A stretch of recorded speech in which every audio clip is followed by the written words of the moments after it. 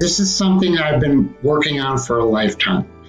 At this point in my life, I'm 69 years old. I've had years and years, oh my God, more years than you can even imagine, of experience in business. All the way from starting as a call center agent way back in the 70s to being a CEO and president as I am today. So being the guy that I am, I started writing a book because I figured, okay, well, maybe someday someone will see this somewhere, pick it up, it'll plant a seed for them, and they'll get some of the lessons that I've worked hard to learn. So with that, the book is called Lessons I've Learned in No Particular Order. I did grab onto a couple mentors, and all unbeknownst to them, those are the people that I learned with. So let me share with you some of the lessons I've learned in no particular order.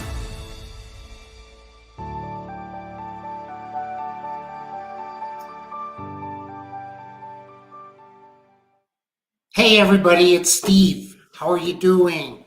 It's middle of November and I'm in Colorado and our office is in Cheyenne, Wyoming. Cheyenne right now, I think at the moment is -5 degrees Fahrenheit. We have snow everywhere. I just came back from a great trip to our offices in Morocco, in Romania, and I came back to a snowstorm. So interesting life I'm living, and that's why the lessons that I have learned have been in no particular order. You know, I noticed in the introduction that it says that the book I'm doing is Lessons I've Learned in No Particular Order, and that is true. But I will tell you this, it's really the life that I've lived. And as life progressed, as for all of us, we pick up things as we go, and it's kind of an interesting thing. We go to a prescribed learning when we're in school, and we pick up an organized way of learning things. But from the time we get into the working world, it's really a matter of applying it. And when we apply it, it's a whole different thing. And then we have to learn the lessons of how do I apply all of this information that I have. And then oftentimes you'll get new information too. So today it's talking about how to manage retention of employees during moments of crisis. And you know, I don't know if we should have said moments of crisis, because I think on any given day, to some great degree, you have to manage your universe in the same way. And so let me kind of talk through my own life's experience and some of the perspectives I have today. And I hope that you're not waiting for little secrets, because I'm not sure there are. I think more it's a matter of oftentimes what I would call common sense. So think about this. In 1987, I began to work for a multinational corporation, and it was my first really executive management role. And the company was really intensely looking at how do you manage retention, just like they did now. So if you think about it, at that moment in time, that was the most important thing they were thinking about. You know, there was a financial crisis that had happened at that point. So businesses were impacted. This was a huge corporation, and one that, by the way, every year as the winter came on, they let go of up to 5,000 employees and then re-picked up employees in the springtime. So think about that. So every year they're losing employees, conscientiously trying to meet their budget versus their people side of things. And at the same time, we were talking about managing retention in moments of crisis. So I want to read to you, because I went back and I found some information about what they were talking about at the time and teaching us as executives and managers, and that we were passing through our organization. The first thing they said was you have to have good benefits. The second thing was you have to recognize people. The third thing was you want to promote from within. When you can, promote from within. And then be flexible about the way that you're managing your business. And then the last thing was to motivate and engage. So at that time, there was a program I'm sure you're all aware of it, called Six Sigma, that came out of General Electric and Jack Welch, and it today is still used constantly. And it was really a program to engage all of the staff within any size organization so that everyone became a part of the solution. And so ideas, creation of creative groups, what was big. And at the company I was at, we introduced a program called TQA, the Quality Advantage. It was somewhat similar to Six Sigma. It was our slant on it, and I became a corporate trainer for that. And really, at the end of it all, these were the things that seemed to be important to our employees. So these things that I just read to you were important to us. Now, I want to share with you something that I looked at today when I was looking at some of the most important things that we can do today in 2022 in terms of ways to retain employees. So I found this great article, and it was 5 powerful ways to retain employees in 2022. And the first one was offer benefits that employees cite a lack of. So they want better benefits, and this is one of the top reasons why people leave a job, is because of benefits. It said, recognize hard work, never take your employees for granted, provide flexibility. Now, I'm not done yet, but those 3, are they familiar to you? Because those were 3 of the 5 that I just mentioned that we looked at in 1987. Allow for growth opportunities. Many business owners know that it's a best practice to promote from within. 1987, we said promote from within. And then the last thing in 2022 is motivate and engage your employees. So here we had it written, motivate and engage. So what do you make of that? We've had all sorts of named generations, A, B, C, D, X, Y, O, and Z, next gen, you name it, we have it. And so every generation has a little different nuance or a subtlety about how they prefer to engage. And they come from different learning backgrounds. And nonetheless, in 40 years, nothing has changed. Now, the change may be in how you present this information. But listen, here's the lesson I have learned. How you present information is best done with less consideration for which generation I'm talking to. Because let me tell you, when I'm talking to a group of employees, they're from different parts of the world. They're different age groups, thus different generations, and they're all in the same virtual room together. And now we're trying to drive interest in the business, passion, excellence, and a desire for our staff to stay with the company. Go with us through the good times and really be prepared when we have rough times too. So what I've learned is that whether it's good benefits or recognition, promoting from within, being flexible and motivating and engaging, and all of those obviously are clearly almost common sense. It's really important to just be human. Be who you are and give the most original self you can give in terms of how you present who you are, what you are, and why you are. Explain with transparency the reasons that you're needing to do things, and encourage people to feel connected in their life to what they're doing within the environment that they're doing it in. And listen, certainly, are there certain things you can do in this virtual world to engage? Well, let me tell you, at our company, at NobleBiz or Nobel, what we do is we have wonderful diversity campaigns from our HR group that comes out with different regional, cultural, country type recognitions of this is what is going today. For example, today we all know in our company that in Morocco it's their day of independence, and we've learned that they became independent from France in 1956. So that's important. It's important to let people know throughout the company that we're interested in who you are and how you are.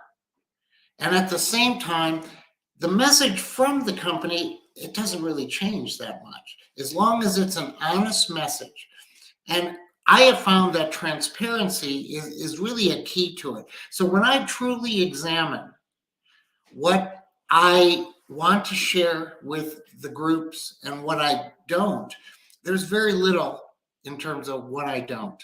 Most everything I want to share is real, it's honest, and it's presented in an open and genuine way, so that the people I'm talking to and I'm connecting as a human to those people carefully and conscientiously, they're getting the same view of the business that I am getting. Listen, I just spent time, as I said, in Romania and in our Bucharest group. This is our client support group. And this is the group that, after all the hard work it takes to bring a client to us, and it's a mission critical product and service that we're offering to contact centers. It's technology and its services. It's really critical. That this is the group that does what I call the 99%, meaning the rest of the life of the relationship. And we met and we had lunch together, and we were talking. And what I did is I just kind of explained, what the company's about and why we do what we do and where they fit into not just our ecosystem, which is sort of a sterile word, but into our needs, and why the criticality of what they do is 99% of what our clients depend upon. And it was honest and it was direct. And by the way, there are moments of crisis with our clients. And in those moments, we don't plan on that moment per se, but everybody understands that they're in a situation that they want to give their best all the time. And it was great to be with them. And so it's important to still, even though we're virtual, find ways to be with them, whether it's diversity education and connectivity about the regions and the places they live. And by the way, some people call these things gamification. Again, it's a sterile word. Be human, okay? Be human. Now, we do things like gamification, so we'll have team building exercises where we've hired an outside company to come in, and all of our staff all over the world breaks out into teams, and they're learning and competing and having a really fun time. We're not gaming them. We're providing games to enjoy what they're doing, and recognizing that when people are working from home, they're working in a selected environment that isn't always the highest of motivation. And so it's important that the company engages, creates that transparency, and continues to what I call invest in the staff. And investment isn't just money. It is money. It's recognizing that in the United States, I think we had 8.7% inflation. In Romania, I think it was 16%, and in the UK, it's like 12%. And so here's the crazy thing. I explain how this works within our business, and in our business, we are not in a business where we can raise our prices to our clients. So just because inflation is happening and our costs are increasing, we can't increase the cost to our client. It hasn't yet work that way within our industry. But at the same time, so that means our margins are less. And at the same time, you want to continue to build your business and to grow and to be profitable and use that profitability for, in fact, the benefit of your staff. And so the best way I can do it is to explain to them that, I just can't do a 16% increase. I just can't. But here's the transparency. Here are the reasons why that's the situation today. So here's what we're going to do. Anybody have ideas about how we go about doing it to create groups of excellence that include a recognition of the financial risks that each of our staff are taking to do that? Sometimes it's improving benefits. A lot of it's recognition. A lot of it's promoting from within so that people know that as they improve and positions open up and our design may change or improve, that people internally get to move into those positions. And so, but to do that, you have to stay engaged. And to stay engaged means you got to be positive.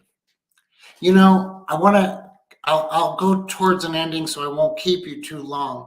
But, Elon Musk right now, we're all aware of Twitter. And, wow, there's a lot of revolutionary change going on at that company. And, he sent out this, or sent out this message to the entire staff that he just acquired. And he essentially said that by Thursday, and that was yesterday, you have to understand that to do this job, it's going to require extremely hardcore work. And it was an ultimatum. And you can either decide to be here for that extremely hardcore work or leave by Thursday. Now, listen, he may have in mind that he just wants everybody to abandon ship. But here's what he didn't say.